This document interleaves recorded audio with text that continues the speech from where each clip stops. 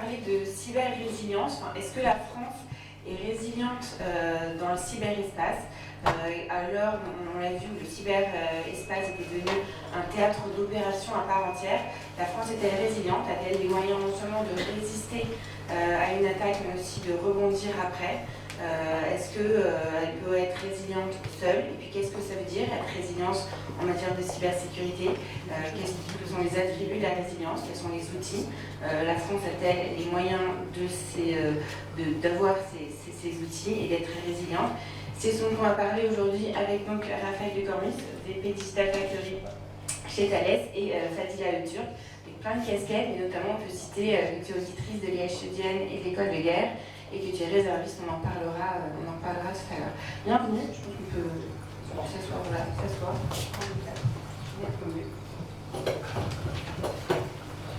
Garde un œil sur le planning. Alors, la première question, et j'ai un petit peu effleuré, mais avant de parler de résilience, en fait, la question se pose parce qu'on a bien vu aujourd'hui que les cyberattaques étaient un peu venues sur le devant de la scène. On a une époque un petit peu compliquée, des cyberattaques contre des hôpitaux, contre des collectivités territoriales, avec des conséquences systémiques et physiques qui commencent à se manifester. Est-ce qu'on peut revenir un petit peu sur ce contexte, Raphaël, et expliquer un petit peu pourquoi finalement on se pose cette question de la résilience aujourd'hui? Merci, bonjour à tous. Alors plusieurs choses, effectivement un contexte qui fait que la question de la cybersécurité grandit. Alors en fait, le premier c'est que le monde se numérise, hein, ça ne nous a pas échappé. Donc effectivement de plus en plus d'interactions humaines, de flux passent sur des systèmes numériques et donc effectivement tout ce qui faisait la robustesse de notre monde physique doit être transposé dans un monde numérique. Donc ça c'est le premier aspect, donc de plus en plus de volume d'échanges numériques. Deuxième aspect, on est dans un contexte belliqueux, effectivement avec des tensions, c'est pareil, je ne vous apprends rien, des tensions qui sont en augmentation. Et puis, point important, c'est que finalement, on a aussi une barrière à l'entrée, une simplification des outils qui permettent de faire des mauvaises choses en cybersécurité, ce qui finalement ouvre des opportunités à de nouveaux groupes. Et finalement, quand on regarde les activités, on est un petit peu comme la marine du 17e, 18e. Donc le temps des explorations des grands marins est fini. Et on a trois types de gens qui sont sur les mers. On a des flottes qui protègent les ports bien organisés. On a des pirates et puis on a des corsaires qui ont des lettres de course et qui agissent pour le compte des flottes. Donc voilà, c'est un peu le monde dans lequel on évolue. Et l'enjeu, c'est finalement de cartographier tout ça, que les acteurs soient tous au bon niveau, notamment les flottes, et qu'on puisse s'assurer que la transposition du monde physique au monde numérique se passe le plus fluidement possible. Donc finalement, derrière, c'est la question de la sécurité, derrière la question de la résilience. Est-ce qu'il n'y a pas aussi un enjeu de souveraineté? Puisque finalement, être résilient, c'est aussi être capable de résister évidemment à des attaques ou des ingérences extérieures, mais c'est aussi être capable d'être fort seul. Alors tout à fait, effectivement, il y a des jeux d'alliance, des jeux d'indépendance.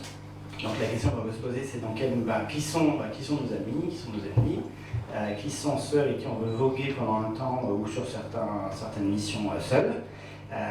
Et il se posera la question, et je pense qu'on va l'explorer plus tard aujourd'hui, finalement quels sont nos moyens et sur quel domaine on veut une certaine indépendance. Quels sont les endroits où on va plus vite quand on est plusieurs, avec des alliés, d'un point de vue technologique, d'un point de vue business, d'un point de vue diplomatique, et quels sont les domaines sur lesquels on est plus fort quand effectivement on a une capacité de dissuasion, une capacité de protection, d'indépendance. Et finalement, l'enjeu de sécurité, elle permet d'une part de se protéger, elle permet d'une part d'affirmer sa position, mais effectivement, il faut s'assurer qu'on ait bien les moyens de le faire derrière, sinon ça ne tient pas.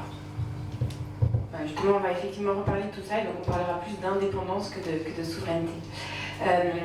Alors, on se demande donc si la France est résiliente, mais la France, c'est qui? C'est quoi en parlant en matière de cybersécurité? Qui a finalement la lourde tâche, la grosse responsabilité d'assurer la cybersécurité en France? C'est-à-dire là, on va voir qu'il y a une multitude d'acteurs qui sont impliqués, c'est un petit peu flou. Est-ce que vous pouvez nous en dire plus? Merci Amélie, bien sûr je peux vous en dire plus. Moi, au titre de mes fonctions au sein des jeunes IHEDN, j'ai mené un travail autour des réserves et on s'est concentré sur la réserve cyber. Mais avant de parler de réserve, il fallait qu'on comprennent c'est quoi la cyber en France aujourd'hui et comment elle est organisée. Il faut savoir que j'ai une casquette parce que je suis aussi agent public, je travaille sur les questions numériques mais dans une direction qui n'est pas du tout dédiée aux questions cyber et qui n'a pas pour mandat de travailler sur les questions cyber. Et de mon point de vue interministériel, je peux voir énormément d'acteurs qui travaillent sur la question cyber. Évidemment l'ANSSI, tout le monde connaît l'ANSSI, qui est une organisation qui se dédie aux questions cyber, mais au travers des questions de systèmes d'information. Mais on a une constellation d'acteurs, publics comme privés, comme de la société civile, qui interviennent dessus. Je me suis amusée à reprendre la liste qu'on avait faite chez les jeunes IHEDN avant de produire notre rapport, et je vais vous les lister, tous ces acteurs, parce qu'en fait, à mesure que nos usages s'étendent dans l'espace numérique, on a une multitude d'acteurs qui sont créés et qui s'organisent. Et je suis sûre que dans la liste aujourd'hui que je vais vous faire d'acteurs publics qui sont investis sur le champ cyber, vous n'aurez pas connaissance de certaines organisations qui existent. Donc j'ai parlé de l'ANSSI, bien sûr. On a un coordinateur à la stratégie nationale autour de la cybersécurité qui vient de changer assez récemment. L'idée, c'est en fait d'animer un peu tout l'écosystème public autour de ces questions. Tout cet écosystème public, c'est qui? C'est évidemment des services de renseignement. Ça va être les différentes entités qui composent le ComCyber au ministère des Armées, mais également à l'intérieur avec le ComCyberGen. Sur les questions d'influence et d'ingérence, vous n'êtes pas sans savoir qu'une entité a été créée, rattachée au SGDSN il y a 2 ans maintenant, qui s'appelle Viginu. Et à l'intérieur, là, c'est là où on rentre sur un champ assez intéressant, c'est qu'on a des entités qui s'occupent d'investir le champ cyber, notamment au SG-CIPDR. Le CIPDR, c'est le Centre interministériel pour la prévention de la radicalisation, et qui a créé une entité dédiée au contre-discours dans l'espace cyber. C'est une entité qui est aujourd'hui composée de 20 personnes, avec des profils très différents, qui sont spécialistes de la question cyber ou pas, qui ont fait des études de sociologie, de géopolitique, de théologie, et qui investissent le champ cyber pour organiser le contre-discours républicain face aux questions de séparatisme et de radicalisation. On a également l'ARCOM qui intervient en super régulateur aujourd'hui sur les questions numériques. Et de plus en plus, on a au ministère de l'économie et des finances des acteurs qui s'organisent pour aborder la question cyber sous le prisme de la sécurité de l'information et l'intelligence économique. Très récemment, un événement s'est tenu au Campus Cyber organisé par le CICE, qui est une entité du ministère de l'économie et des finances, pour sensibiliser les entreprises françaises, notamment les PME et les ETI, à la question cyber. On a également la justice qui intervient sur ces sujets et l'éducation nationale sur les questions d'éducation aux médias et à l'information. Donc là, j'ai fait une liste à la Prévert qui montre non seulement que la question cyber est une question profondément interministérielle, qu'il y a énormément d'acteurs qui investissent le champ cyber, que la question de la cyber aujourd'hui porte des définitions différentes en fonction de la politique publique qu'on porte et des différents ministères qui sont touchés par le numérique au sens large et par la sécurité numérique, et qu'il faut faire des efforts tant sur le plan étatique que au sein de la société civile pour pouvoir coordonner tous ces acteurs, les faire connaître et pouvoir les identifier. Et c'est très très complexe, même nous en tant qu'acteurs publics, on a vraiment du mal à cartographier tous ces acteurs et à les faire se rendre interopérables en fait, tout simplement en partageant des informations pour être beaucoup plus résilients. Et enfin, un autre regard que je pourrais donner, ça c'est pour la France, mais à l'échelle européenne, moi il y a quelque chose qui m'a beaucoup surpris, on en a parlé tout à l'heure. J'ai eu l'occasion d'échanger avec quelques acteurs européens du cyber qui sont un peu l'équivalent de l'ANSSI dans des pays, et notamment des pays de l'Est, à l'émergence du conflit en Ukraine. Et le constat qu'on faisait, c'est que aujourd'hui, l'Europe n'est pas super résiliente sur les questions cyber, parce que ne serait-ce que sur la question de la désinformation, on est en incapacité d'avoir une définition commune. Et ça, et on est en incapacité aussi, au regard de cette constellation d'acteurs, de pouvoir identifier les points d'entrée communs. Donc effectivement, la question d'aujourd'hui, c'est comment la France peut être plus résiliente en termes cyber. Être plus résilient, c'est déjà connaître toutes ces organisations, savoir les catégoriser, parce qu'aujourd'hui, la cyber, ce n'est pas que du système d'information. Il faut arrêter d'en faire un thème pour les technophiles, par les technophiles. Il faut rendre visibles ces organisations, mieux les coordonner et mieux les visibiliser pour sensibiliser toute la population à la question cyber.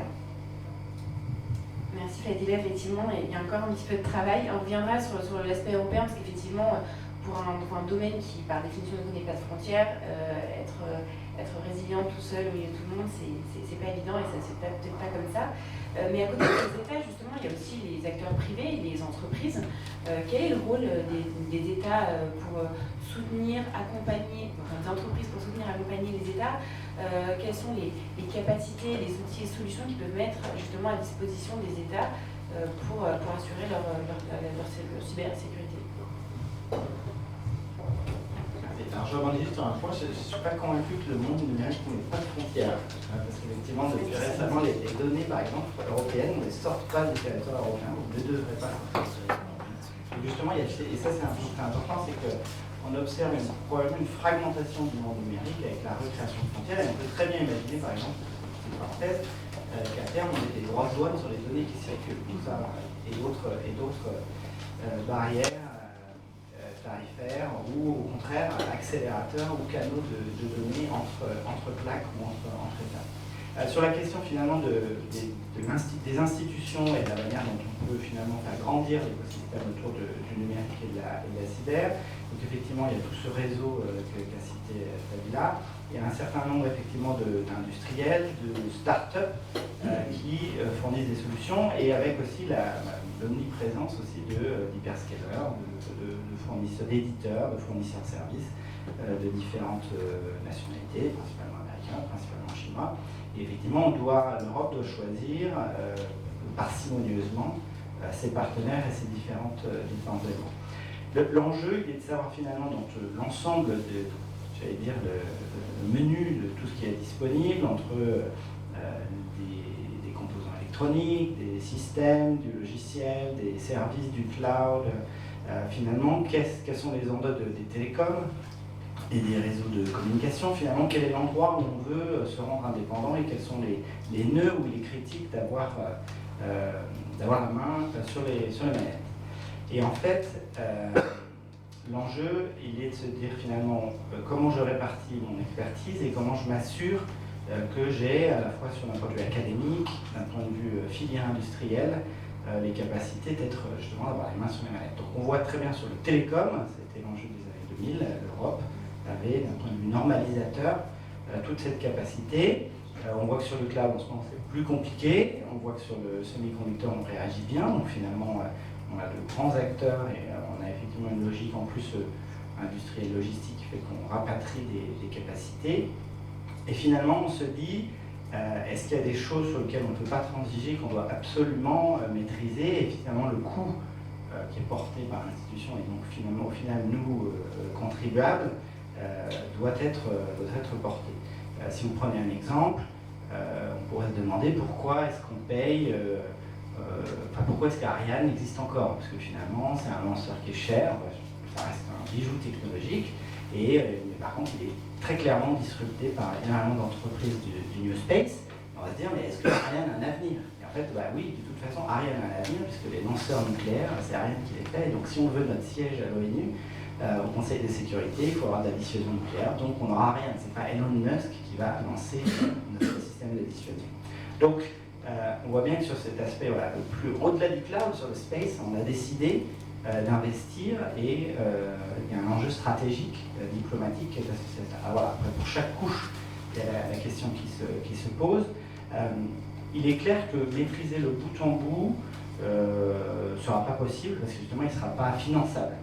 Effectivement, ça paraît compliqué d'un point de vue, même si alors je pense qu'on a probablement raté le Airbus de l'informatique dans les années 80, si on avait mixé Bull, Siemens, Dorps, Olivetti, mais bon, chacun séparé, donc ça n'a pas grossi. En 7 ans passés, la question se fait plutôt de faire du bout en bout, c'est de choisir effectivement les échelons sur lesquels on veut notre indépendance et sur lesquels on veut investir. Et justement, vous disiez qu'ils sont restés les uns à côté des autres sans se regrouper. C'est aussi une question de politique industrielle à l'échelle de l'Europe, de décider qu'on veut un groupe, qu'on veut un champion, pour pouvoir justement avoir les moyens de nos ambitions de souveraineté et d'indépendance. Pourquoi on n'y arrive pas? Vous avez 4 heures. Pourquoi? Alors, je ne sais pas pourquoi on n'y arrive pas. Alors, probablement pour...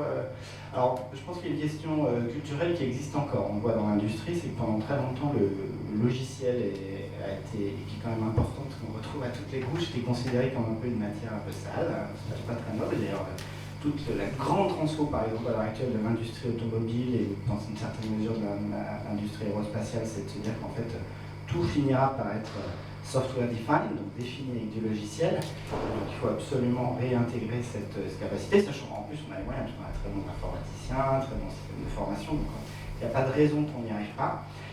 Dans une certaine mesure aussi, et on le voit d'ailleurs dans toutes les réflexions, sur les normes. C'est-à-dire que pendant longtemps, l'ensemble de ces couches que je mentionnais ont été normalisées. On voit que finalement maintenant, ce sont vraiment le logiciel lui-même qui est la norme, avec des contributions open source, sur lequel effectivement on a une approche probablement trop de consommateurs et pas assez de producteurs en Europe. Et puis je pense qu'il y a certains secteurs sur lesquels on s'est dit, parce que c'était tangible, comme l'aviation, c'est-à-dire on veut être indépendant, donc il y a eu Airbus qui a été créé. Sur le numérique, je pense que ça a été plus compliqué, plus lointain ou plus diffus. Donc voilà, après je n'ai pas d'explication majeure sur le sujet. Mais est-ce que c'est pas justement aussi aux États ou à d'autres de dire je vais dire non, je vais poser une question après. Et finalement, est-ce que c'est pas à l'Europe de se dire d'être plus volontariste en la matière? C'est une bonne question. Je pense que oui. Alors, ça crée beaucoup de discussions parce que quand on prend quelque chose d'assez simple, entre guillemets, qui est les normes de sécurité sur le cloud, donc les fameuses EUCS, donc, qui doivent être publiées depuis septembre et qui sont toujours en attente, on voit bien que cette norme, c'est la norme qui va définir ce que c'est que le niveau de protection, qui va définir le niveau de protection attendu pour les services informatiques dans le cloud. Donc, on vise 3 niveaux, un niveau commercial, un niveau public, un niveau avancé, de la même manière qu'on l'a fait sur l'IoT début de l'été. Et on voit bien que ces EUCS ne sortent pas, ça discute. Donc, à l'ENISA, entre effectivement les agences locales de sécurité, entre la France, l'Allemagne, la Hollande. Donc la France pousse pour que, par exemple, le niveau le plus élevé inclue des critères d'indépendance juridique, pour être sûr que les données, l'accès aux applications soient protégés, ce qu'on a actuellement dans la norme française qui s'appelle le SecNum Cloud, alors que les Néerlandais, par exemple, sont favorables à juste une indépendance technique et pas d'indépendance juridique. Alors on pourrait se dire, peut-être que les Néerlandais c'est pas peut-être, c'est sûr, il se trouve qu'ils ont les plus gros data centers des hyperscalers en Europe sur leur territoire, donc peut-être un lien.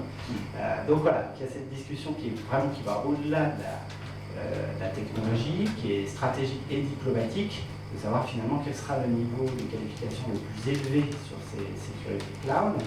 Et on voit donc sur un sujet une normalisation qui pourrait être assez simple, entre guillemets, que ça crée beaucoup de débats et qu'il y en a 3 mois de retard déjà.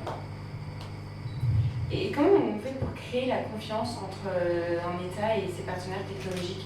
Parce qu'on voit, vous le mentionniez tout à l'heure, mais beaucoup d'États européens, la plupart d'ailleurs, tous se reposent sur des solutions étrangères, non européennes. Comment elles doivent s'assurer qu'elles utilisent ces technologies, qu'elles déploient ces technologies en toute confiance? Alors, je pense que pour mieux en parler, déjà, on peut se poser la question, est-ce qu'on a besoin de les utiliser? Finalement, pourquoi est-ce qu'on fait la transformation numérique d'un État?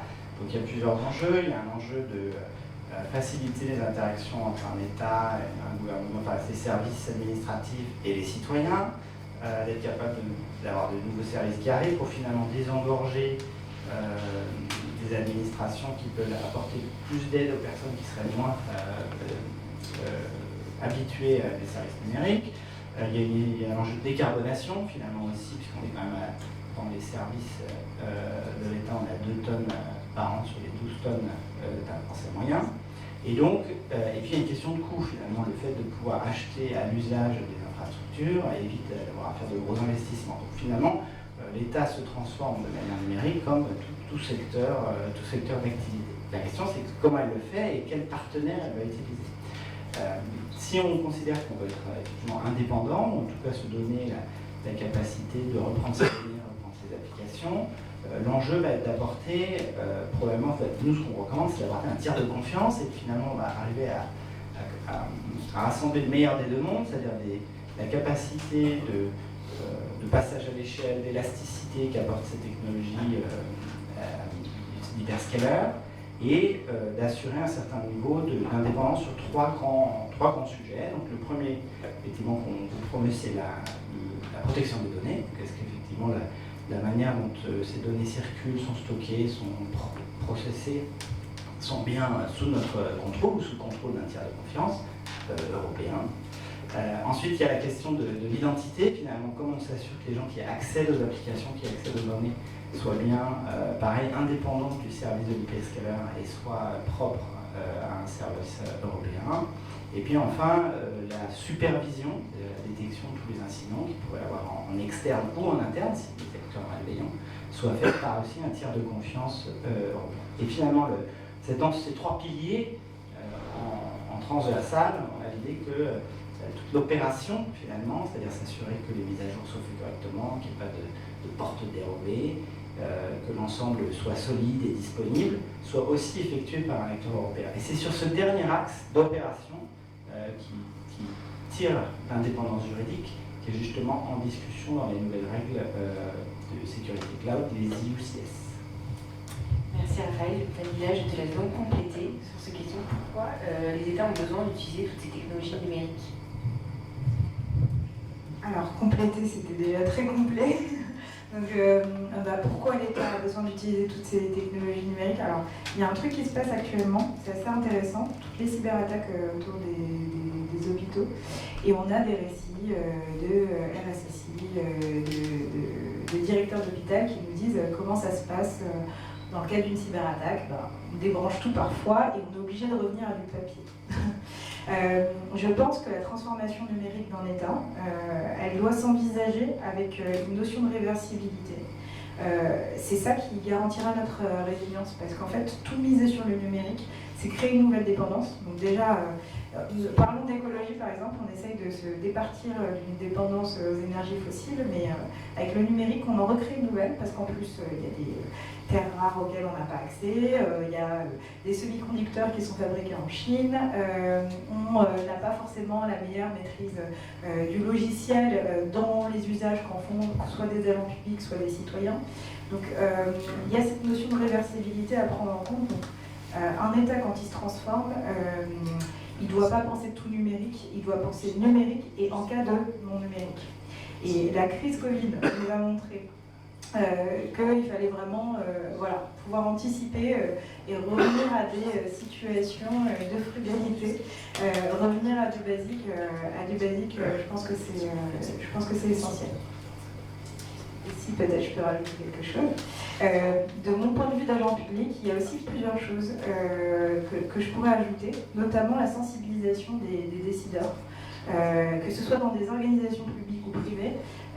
Je pense que c'est important, parfois, quand on a une casquette cyber, de pouvoir, on va dire, prendre du recul par rapport à toutes les injonctions que reçoivent les décideurs. Ils ont des injonctions à assurer la transition écologique, ils ont des injonctions à assurer la sécurité économique, à assurer la sécurité numérique. C'est important, je pense, de ne pas forcément y aller comme des ayatollahs et avec un discours de technophile, parce que parfois ça peut alourdir et ça peut décentrer un peu un décideur qui parfois n'a pas forcément le vernis pour comprendre ce que c'est la cybersécurité, ce que c'est le numérique ou autre. À mon sens, c'est vraiment important quand on souhaite sensibiliser à un numérique éthique, donc éco-conçu, donc on va dire c'est que, en pensant à la sécurité dès le départ, la protection des données personnelles, un numérique responsable en soi, un numérique éthique et responsable, je pense que c'est important de prendre cette thématique de façon holistique et de se dire, quand je suis décideur public ou privé, je dois penser à quoi? C'est quoi ma checklist? Et la sécurité numérique en fait partie, mais ça en fait partie autant que d'autres thématiques. Et ça, c'est un discours que moi j'ai un peu du mal à porter auprès de personnes qui sont ancrées dans la question numérique. À la base, je viens des ressources humaines. Et donc c'est cette raison aussi, c'est pour cette raison que je me rends compte qu'on ne parle pas à un décideur de notre thématique avec toute la passion qu'on y porte. Il faut pouvoir se mettre à sa place et se dire en tant que décideur quelles sont les injonctions qu'on me fait pour vraiment opérer un service qui soit numérique ou une politique publique ou une mission en prenant en compte toutes ces questions et notamment les questions de cybersécurité. Donc les englober dans une posture responsable, je pense que c'est vraiment essentiel. Merci beaucoup pour cette transition. J'allais justement vous poser une question sur la sensibilisation parce que finalement la résilience c'est une question sociétale, hein, ça va de l'État au citoyen en passant par l'entreprise. Et pour reprendre un adage maintenant célèbre, la cybersécurité est l'affaire de tous. Donc justement, il y a un gros effort de sensibilisation qui n'est pas forcément évident. Quels sont les enjeux là-dessus, Raphaël? Alors effectivement, comme dans toute transformation, il y a un enjeu d'accompagnement des utilisateurs et dans le cas de la transformation d'État, des enjeux d'accompagnement des citoyens. Parce qu'effectivement, finalement, le fait de basculer, et c'est vrai une fois de plus dans tous les secteurs, ça nous oblige à revoir la manière dont on interagit, donc la manière dont les process sont faits et la manière dont d'interagir avec son entreprise, avec une entreprise ou une administration. Un point qui est important, c'est que en fait, quand on numérise quelque chose, il ne faut surtout pas se dire on va prendre le même process et on va juste remplacer des guichets par des pages web, je caricature, et tout va très bien se passer. C'est l'occasion, et c'est là la plus grosse difficulté dans un chantier de transformation, de se dire finalement le process qui était imaginé, il avait ses contraintes, ses enjeux logistiques, opérationnels, donc il était fait de tel emploi, de formation, il était fait de telle et telle manière. Finalement, qu'est-ce que nous permet de faire le numérique que ne nous permettait pas de faire avant et comment on va se réorganiser et changer les choses. Donc je vous donne un exemple, moi j'ai eu la chance de vivre 6 ans en Suède. Et l'approche très pragmatique ces Scandinaves qui avait été prise, c'est de dire que finalement, dans la numérisation d'un certain nombre de services de l'État, l'enjeu était de traiter 80% des demandes les plus simples en ayant repensé les flux, les processus, les interfaces, et de garder finalement les guichets et l'accompagnement personnalisé pour les cas les plus compliqués, les personnes les plus fragiles, les citoyens les plus fragiles, les nouveaux arrivants, les personnes âgées, et de pouvoir assurer comme ça une meilleure qualité de service possible pour tous les citoyens. Finalement, la personne qui était très technical savvy, donc très apte à utiliser du numérique, elle faisait toutes ces démarches à distance. Elle ne perdait pas son temps dans la file d'attente avant un guichet. La personne qui avait besoin d'accompagnement, elle pouvait avoir son interlocuteur, poser ses questions et avoir le service qu'elle voulait. Et donc effectivement, une fois de plus, l'enjeu n'a pas été de dire on prend les guichets, on va faire des pages web, mais on dit on repense l'ensemble du flux avec un point très important qui est aussi une clé de toute transformation numérique en remettant l'utilisateur au centre et en se disant finalement quel est le problème qu'il rencontre, quel est son irritant sur le parcours actuel dans sa vie de tous les jours.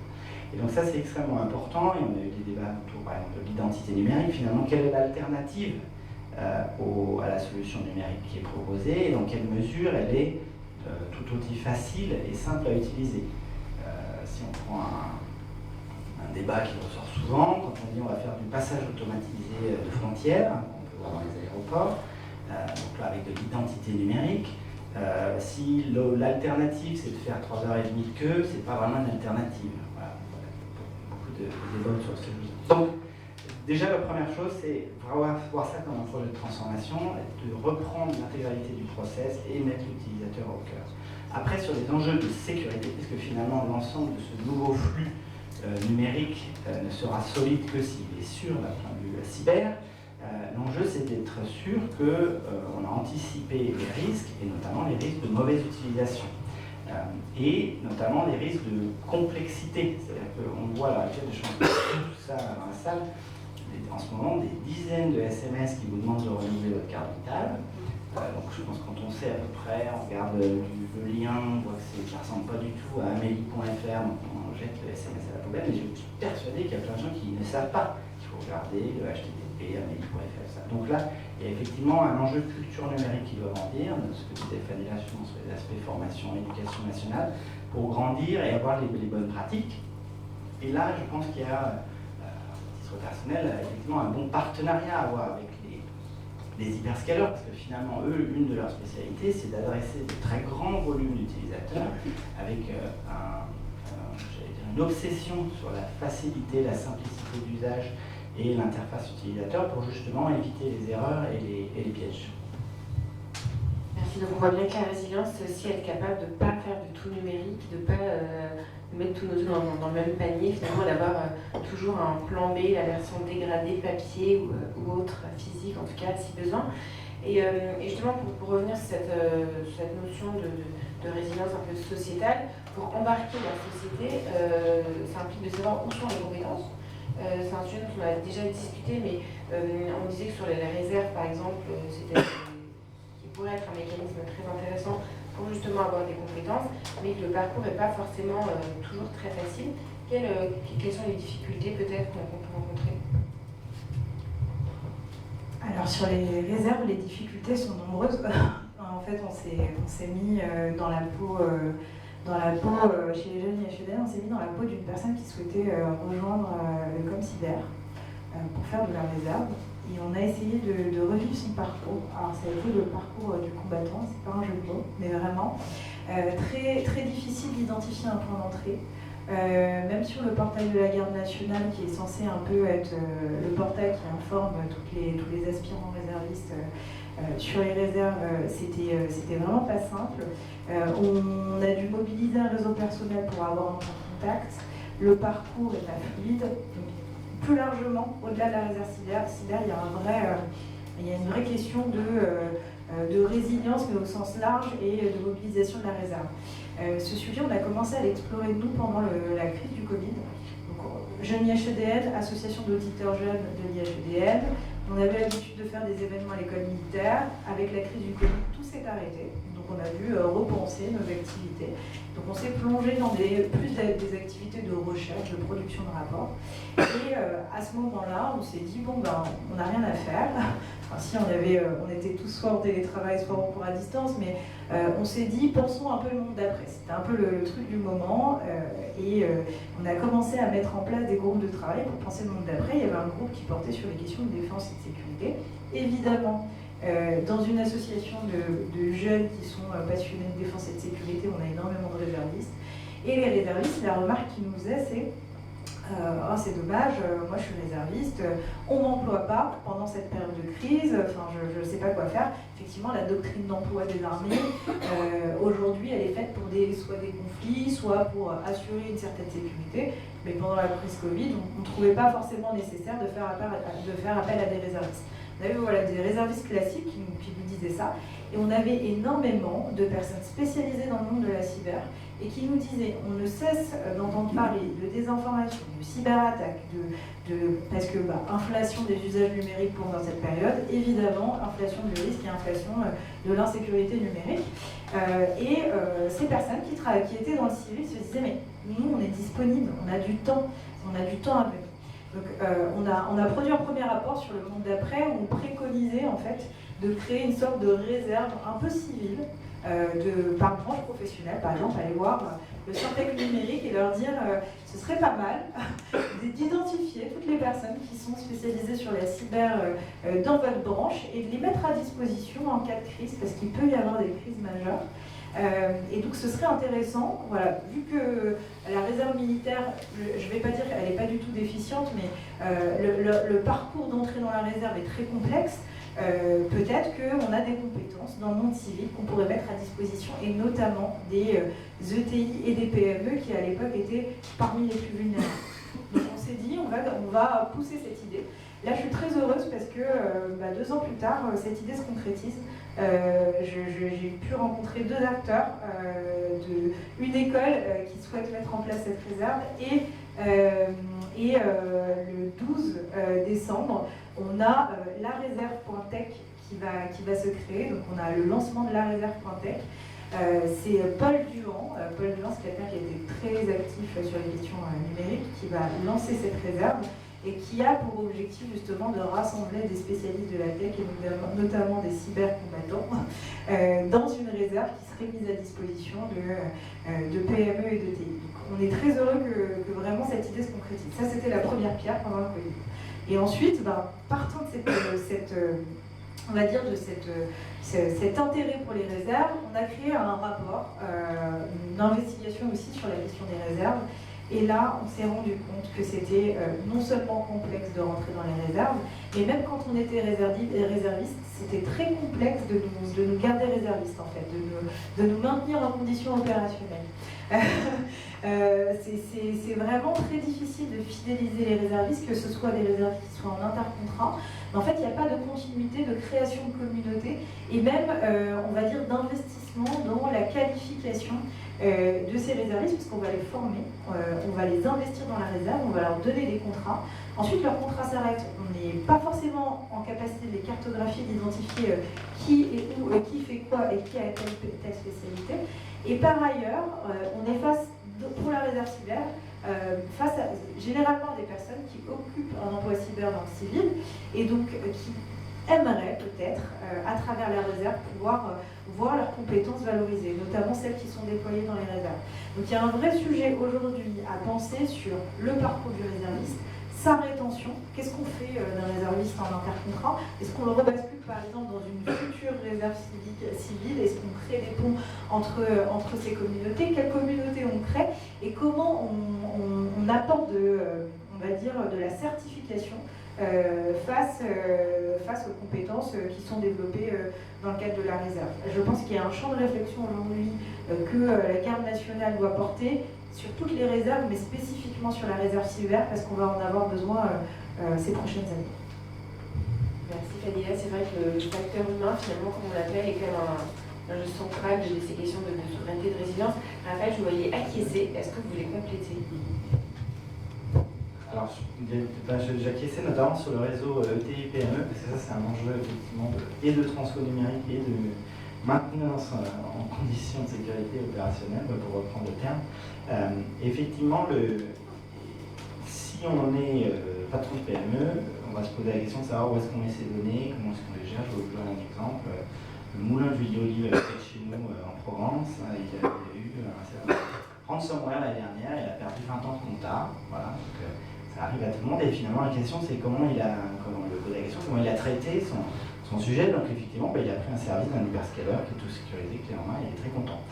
Donc la question qu'on peut se poser, c'est dans quelle mesure aussi ces hyperscalers, avec les bonnes conditions d'indépendance, peuvent nous aider à passer à l'échelle, parce que finalement les milliers d'entreprises qui doivent effectivement monter leur niveau de sécurité, elles ne vont pas pouvoir le faire tout seul, et elles ne vont pas le faire porte à porte avec des solutions de conseil. On a besoin d'automatiser largement et de se dire finalement le socle attendu de sécurité, de cybersécurité pour notre tissu de PME et de TI, comment est-ce qu'il est servi avec un partenariat entre des acteurs européens et les hyperscalers, parce que l'enjeu c'est d'aller vite pour justement pas se mettre en faiblesse.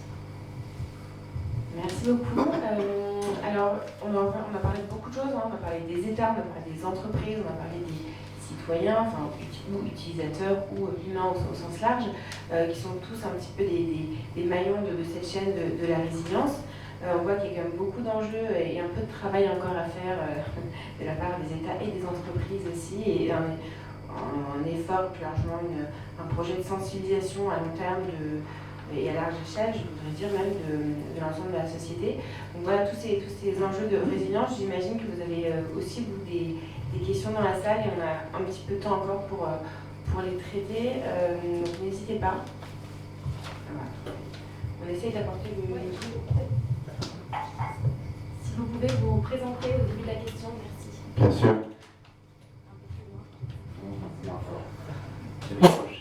dirige un cabinet de conseil spécialisé en cybersécurité. On évoquait les questions relatives du coup à la réserve. Je trouve que le concept est assez novateur et très intéressant. Comment est-ce que se situe la France en Europe par rapport à la résilience? Est-ce qu'on est dans le top 3? Est-ce qu'on est à la fin de la liste? C'est intéressant de pouvoir se benchmarker par rapport aux autres. Est-ce qu'on a une position de leader? Est-ce qu'on tire la dynamique en Europe? Ou alors est-ce qu'on est plutôt suiveur et les initiatives sont prises par d'autres partenaires européens? Je ne sais pas qui veut répondre à la question. Je vais répondre selon, d'après ce que je sais, c'est que, en tout cas sur les aspects de régulation,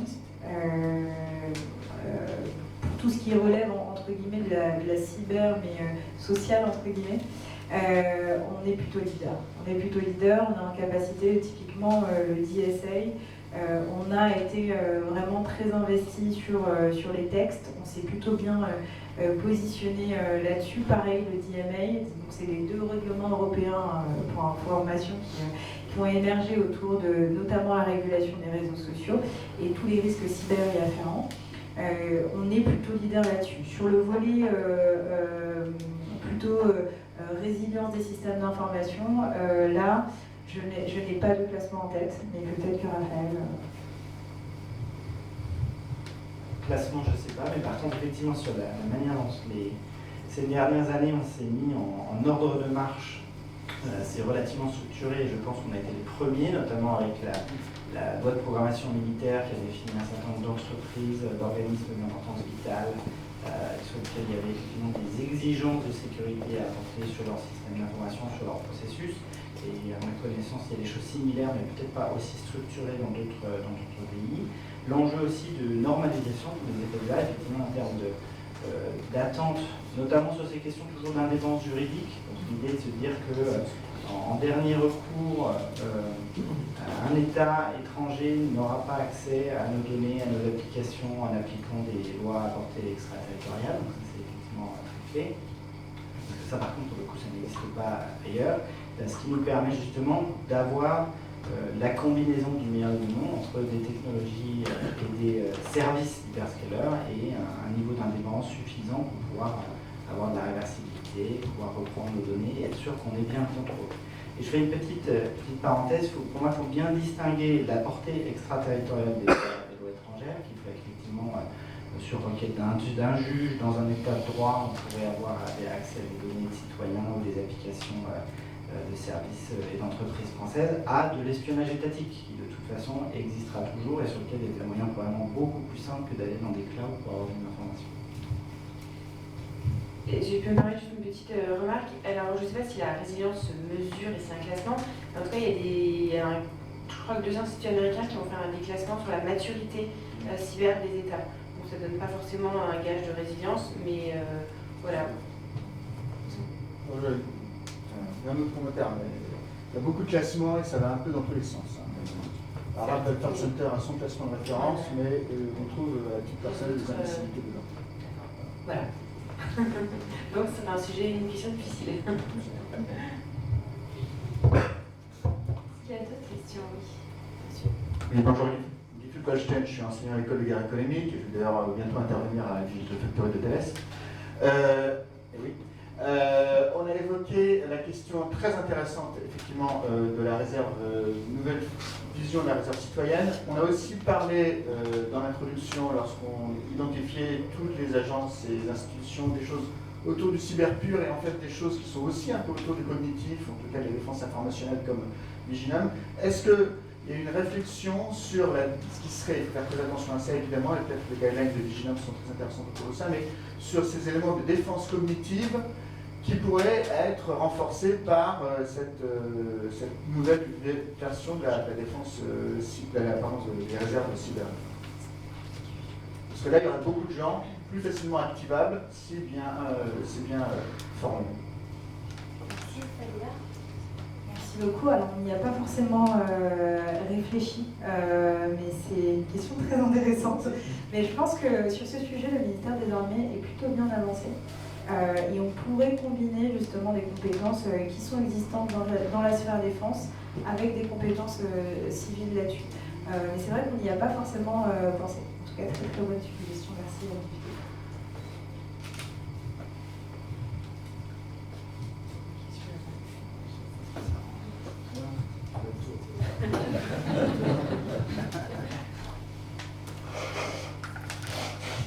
Oui, bonjour. Thomas Hervé-Smith. Je suis responsable du think tank cyber dans l'association InnoCherche.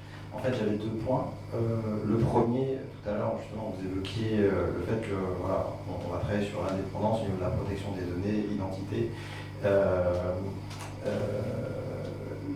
Le sujet, c'est que ça existe déjà depuis une vingtaine d'années en Estonie, que l'Estonie est le centre de cyber-excellence de l'OTAN. Il y a de la technologie, elle est open source, elle est déployable. Il y a même une restauration réelle d'un État en cas d'invasion russe à l'extérieur, au Luxembourg en l'occurrence. Le sujet numéro 1 pour moi, c'est pourquoi en fait on n'utilise pas cette technologie, parce que là on parle depuis tout à l'heure du droit, parce qu'effectivement le droit c'est très intéressant, mais en fait là on parlait de défense. Et en termes de défense, il y a une technologie éprouvée qui existe. Donc ça c'est mon premier point. Le deuxième point, la guerre en Ukraine a commencé par une attaque satellite et une préparation d'à peu près 1 an, voilà, qui était documentée par Microsoft. Le sujet, c'est quid, entre guillemets, de ces signaux faibles, finalement, qui n'est pas si faible que ça, et quid de la relation entre simplement la prévention cyber et la réalité diplomatique. Merci beaucoup. Sur la question de la comparaison à l'Estonie, la réponse à votre question, alors à titre perso, je pense que ce n'est pas un problème de techno, mais c'est un problème de démographie. Et quand on voit que par exemple la transfo numérique de pays scandinaves comme la Suède, je pense que c'est plus simple de se mettre d'accord à 10 millions qu'à 60 millions. Je pense que c'est un sujet politique et d'alignement des enjeux. Vous prenez un exemple sur l'identité numérique sur lequel j'ai eu la chance de beaucoup travailler. Tout est disponible pour qu'on ait exactement comme les Estoniens la capacité de signer nos transactions, ça. Seulement, on n'est pas d'accord sur savoir qui détient l'identité, comment elle interagit, parce qu'en fait, on en a déjà plein des identités. En France, on a son numéro de sécu, on a son numéro fiscal, on a son permis de conduire, sa carte d'identité, son papa, etc. Donc déjà, en fait, je pense que c'est plus une question politique et d'accord entre tout le monde, plus qu'un enjeu technologique. Et donc, l'Estonie, effectivement, parce qu'ils sont plus petits et probablement plus unis, ont pu prendre cette décision. Sur la question des signaux faibles et de la manière dont on nourrit finalement notre surveillance, c'est le travail quotidien des agences de défense de l'État, des industriels, qui effectivement se coordonnent pour être capables de mesurer ce qui arrive. La question qui se pose effectivement, c'est dans quelle mesure on est en capacité de se défendre si effectivement de telles attaques arrivaient sur nos territoires, avec une fois de plus, et pour revenir à la remarque du début, des éléments qui ne sont pas forcément coordonnés. C'est-à-dire que finalement, les attaques qu'on voit actuellement sur nos hôpitaux, on est sur du pirate peut-être un peu corsaire. C'est-à-dire qu'effectivement, il y a un groupe, pour le coup étatique, qui a mis à disposition ces outils, et il y a plein de gens qui s'amusent, entre guillemets, à les utiliser. Et donc il faut bien être en capacité de voir à qui on a affaire en face, et si finalement dans le bruit complet, on a une attaque précise. Oui, sur le sujet estonien, je souscris totalement à ce que Raphaël vient de dire. L'organisation de l'État aujourd'hui en France, un service public pour un usager, c'est quoi? Ça va être le service public des impôts qui est géré nationalement, mais ça va être aussi des services publics gérés par des collectivités territoriales. Et à partir du moment où il y a une inégalité entre guillemets de délivrance, de parcours usagers dans des collectivités, l'État déjà, l'administration centrale ne peut pas tout. Donc il y a une vraie question de comment on se met d'accord sur ce qu'on veut en matière de numérique. Et aujourd'hui, au regard du nombre de collectivités, au regard de l'organisation de l'État entre fonction publique d'État, fonction publique territoriale, fonction publique et hospitalière, c'est un exercice complexe. Alors c'est pas inatteignable, mais c'est un exercice vraiment complexe. Et sur la question de l'identité numérique, je pense qu'il y a Aussi, une réflexion, bon, il y a les projets européens qui arrivent sur l'identité numérique, les wallets européens, etc. Mais il y a une vraie question à se poser. Moi, récemment, j'ai ouvert le rapport du Conseil national du numérique sur les métaverses. Dans ce rapport, je lisais que demain, pour avoir accès à des loisirs sur le métaverse, eh ben, l'idéal, ce serait de mettre en place le bouton France Connect pour que on puisse tracer les agissements des uns et des autres, lutter contre le cyberharcèlement, etc. Est-ce que c'est le rôle d'une identité numérique délivrée par un État de délivrer une identité numérique pour du loisir? Il y a des vraies questions comme ça qu'on doit se poser sur l'identité numérique. Qu'est-ce qu'on en fait? Pour quel champ? Pour quel périmètre? Et c'est des questions qui sont pas, qu'on n'arrive pas à se poser collectivement. On a des personnes, on a eu une polémique il y a pas longtemps sur les sites pornographiques, et on a plein de personnes qui nous ont dit « Ah, ce serait pas mal d'avoir un accès aux sites pornographiques via France Connect ». Est-ce que c'est le rôle d'une identité numérique délivrée par l'État, de France Connect, du bouton France Connect, de permettre ce type d'usage? Il y a des vraies questions à se poser parce que on a tout et n'importe quoi sur ces sujets. Et effectivement, l'exemple estonien est parfait. C'est vraiment, on va dire, un idéal à atteindre, mais ils ne partent pas de la même culture administrative, de la même culture organisationnelle comme nous on l'a aussi en France, et aussi du même rapport aux technologies. Il y a un vrai déficit de compétences parfois dans certains territoires sur les technologies. Donc on ne peut pas tout changer du jour au lendemain. Peut-être. Une dernière question. Je me permettrai très rapidement un complément de réponse, si vous me permettez, parce que je trouve qu'on se réjouit très souvent de ce qui se fait dans certains pays de l'Est. Là, c'est l'Estonie qui a été citée. Alors, je suis tout à fait d'accord, il y a un enjeu démographique. Mais je crois qu'il y a aussi un legacy qu'on va prendre en France. C'est des pays qui ont engagé beaucoup plus tardivement que nous que leur transformation numérique. Et c'est beaucoup plus difficile, beaucoup plus compliqué, beaucoup plus cher quand vous avez un existant à prendre en jeu. Et on voit la comparaison avec des fois des entreprises cloud natives qui font des choses extraordinaires en quelques mois. Moi, sur l'État, mais nous, qu'est-ce que... Oui, non, c'est pas du tout comparaison. J'avais une question, peut-être plus pour vous, Fadila, si vous permettez. Je suis très inquiet sur la partie cybersécurité en France. Là, c'est l'actualité ces dernières semaines, les hôpitaux, les administrations, les mairies, et c'est des conséquences catastrophiques.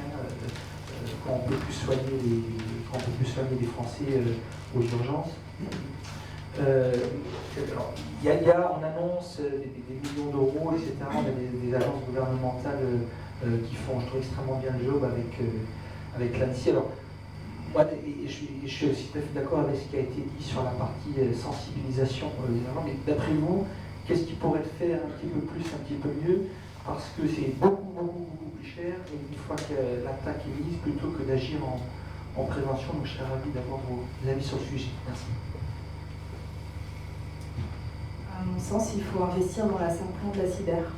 La Simplon, c'est l'école qui forme des codeurs, des développeurs, et qui les forme en très peu de temps. Souvent des gens qui sont désinsérés et qu'on essaye de réinsérer à travers le numérique. Pour moi, c'est important d'investir dans la formation parce qu'en fait, aujourd'hui, on manque de ressources. On le voit à l'échelle de l'État, on le voit dans les entreprises privées. C'est une difficulté majeure de pouvoir recruter aujourd'hui des personnes qui ont un profil cyber, qui savent maîtriser la question de la sécurité numérique, et on manque vraiment de formation. Moi j'ai un peu regardé les écoles qui étaient spécialisées. Il y en a deux qui sont en plus parisiennes, mais très spécialisées sur les questions cyber, et ensuite on a des masters sur la cybersécurité qui se créent parfois dans des écoles de commerce, parfois dans des écoles d'ingénieurs, et ça reste insuffisant. Ce qu'il faut, c'est aussi des personnes qui sont très opérationnelles. Et pour moi, vraiment, il faut créer la Simplon de la cyber.